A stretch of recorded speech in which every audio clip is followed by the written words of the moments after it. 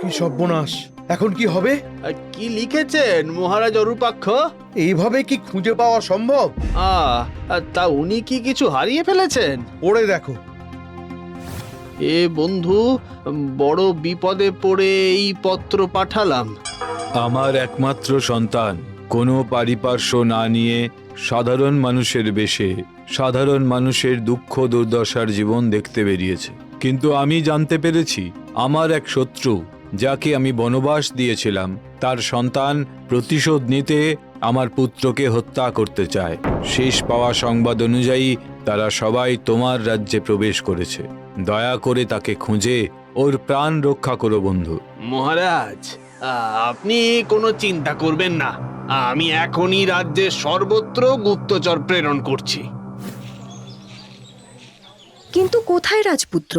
গুপ্তচররা সারা রাজ্য ঘুরে হতাশ হয়ে ফিরে আসে এবং জানায় যে রাজ্যে প্রায় ৫,০০০ আগন্তুক এসেছেন। কি সর্বনাশ! ৫,০০০ আগন্তুক! এ তো ঠক বাজতে গা উজাড় হয়ে যাবে। মন্ত্রী, কি করণীয়? এদের মধ্যে রাজপুত্র কে তা খুঁজে বার করব কি করে? মহারাজ, আমার একটা বুদ্ধি আছে। যদি অনুমতি দেন তাহলে আমি হয়তো খুঁজে বার করতে পারি। অবশ্যই। মন্ত্রীর কথায় সমস্ত আগন্তুককে রাজপ্রাসাদে আনা হয়। শুনুন, বিভিন্ন রাজ্য থেকে আপনারা এই রাজ্যে এসেছেন। এই রাজ্যের আপনারা অতিথি, কিন্তু এই রাজ্যের নিয়ম হলো অতিথিকে 2 দিন উপোস করিয়ে রাখতে হয়। সে কি? পেয়াদা, এনাদের রাজপ্রাসাদের অভ্যন্তরে নিয়ে যাও। আপনারা যান। সময় যায়, আগন্তুকরা অসন্তুষ্ট হয়। এ অন্যায়, অন্যায়। রাজামশাই আমাদের সঙ্গে অন্যায় করছেন। অতিথি বলছেন অথচ তাদের না খাইয়ে রাখছেন, এ কিরকম নিয়ম? ভারী অন্যায়, ভারী অন্যায়। এভাবে 2-4 দিন চলে যায়। এবার মন্ত্রী সমস্ত আগন্তুকদের জন্য এক বিশাল খাবারের আয়োজন করে। নিয়ম অনুসারে আপনাদের 2 দিন অভুক্ত রেখেছিলাম, তাই আজ এই প্রভূত খাবারের আয়োজন। নিন, শুরু করুন সবাই।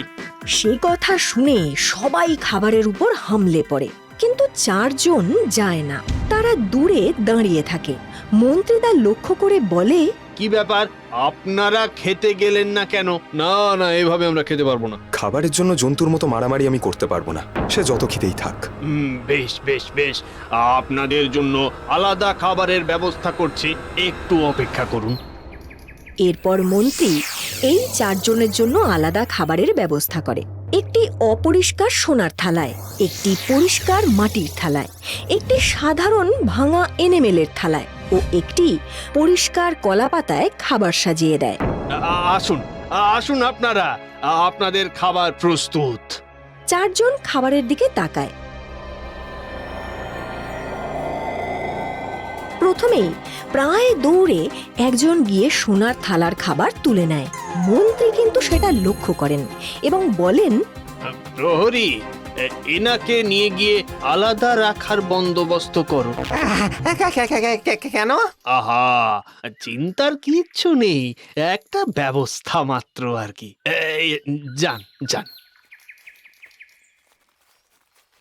এবার অন্যরা একে একে খাবার তুলে নেয়, কিন্তু খেতে যেতেই মন্ত্রী বলে, ক্ষমা করবেন, এখানে সবার মধ্যে আপনারা খেতে পারবেন না।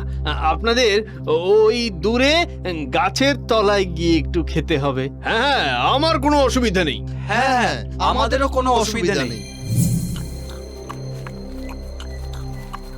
বাবারা, আমার খুব খিদে পেয়েছে। 4 দিন ধরে আমি কিচ্ছু খাইনি। বাবারা, আমাকে কিছু খেতে দাও না।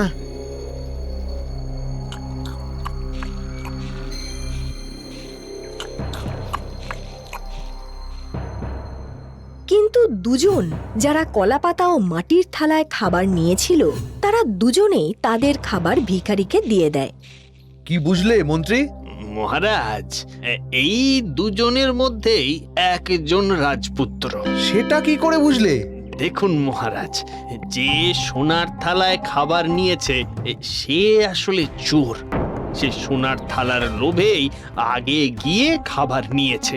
আর ওই এনামেলের থালাতে যে খাবার নিয়েছে সে আসলে বণিকের ছেলে। সেটা কি করে বুঝলে?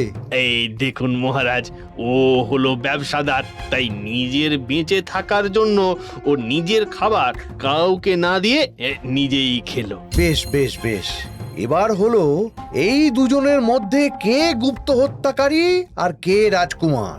হ্যাঁ মহারাজ, সেইটাই সমস্যা। আমার মন বলছে গুপ্ত হত্যাকারী রাজপুত্রকে চিনে নিয়েছে।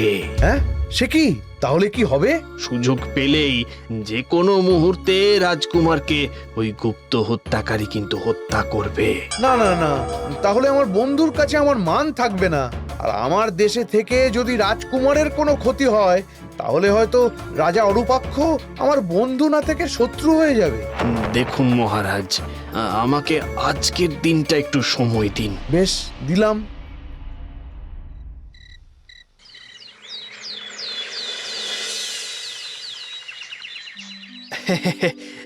আপনারা আমাদের পরীক্ষায় উত্তীর্ণ হয়েছেন। কিসের পরীক্ষা?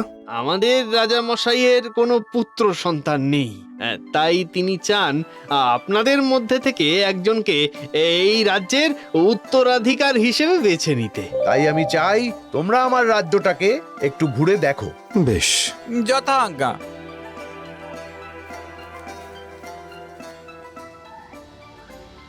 অনুসরণ করো, আমি ও রাজামশাই পেছনে আছি।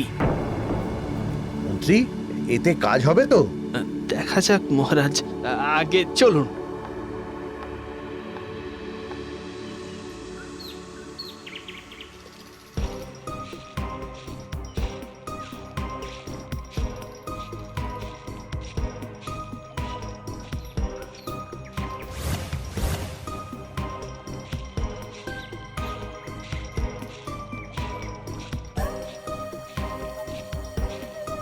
কিছুই তো বোঝা যাচ্ছে না মন্ত্রী।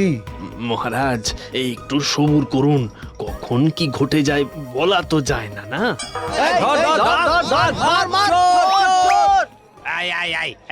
এই বুড়ো লোকটাই চুরি করেছে, মারো বেটাকে, মারো বেটা চোর, চুরি করে আবার পালানো হচ্ছে, মার মার মার মার বেটাকে মারো। এই থামো থামো,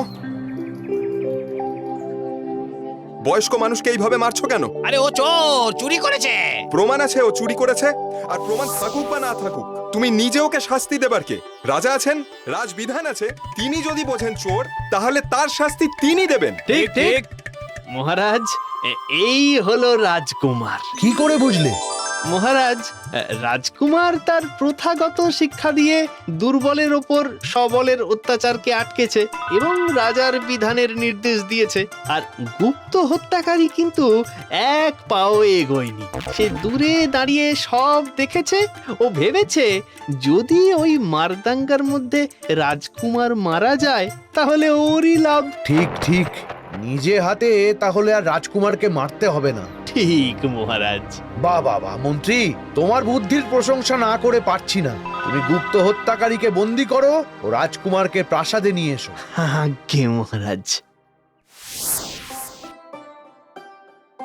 এসো এসো এসো রাজপুত্র, আমি জানি তুমি আমার বন্ধুবর অরুপাক্ষর পুত্র। এত লোকের মধ্যে আপনি আমাকে চিনলেন কি করে? আমার মন্ত্রীর বুদ্ধির জোরে রাজপ্রাসাদে আসা থেকে আজ অবধি যা যা ঘটেছে সবই আমার মন্ত্রীর কথা মতো। ও, প্রণাম রাজামশাই, প্রণাম মন্ত্রীমশাই। যে ব্যক্তি তোমার সঙ্গে বাজার পরিদর্শনে বেরিয়েছিল সে আসলে তোমার পিতার শত্রু, তোমাকে হত্যা করতে চেয়েছিল। সে সংবাদ আমার অজানা ছিল। দেখো পুত্র, আমাদের অনেক গোপন শত্রু থাকে, তাই এভাবে একা একা আর কখনো রাজ্য পরিদর্শনে বেরিও না। যথা আজ্ঞা মহারাজ। এবার তুমি বলো তুমি কি চাও? তুমি আমার অতিথি, তার উপরে বন্ধুপুত্র, তাই যা চাও তাই পাবে। যার এত বুদ্ধি, আমি আপনার সেই মন্ত্রীকে চাই, যাতে আরো ভালো করে আমি আমার রাজ্য শাসন করতে পারি। বেশ বেশ, দেব দেব, তবে আমারও একটা অনুরোধ আছে। হ্যাঁ বলুন। আমার কন্যাকে বিবাহ করে আমার রাজ্যের দায়িত্ব তোমাকে নিতে হবে। বেশ, এই ব্যাপারে আপনি পিতার সাথে কথা বলুন। বাহ বাহ বাহ, ওরে বাদ্যি বাজা, মন্ত্রীমশাই ভোজের আয়োজন করো। যথাজ্ঞা মহারাজ।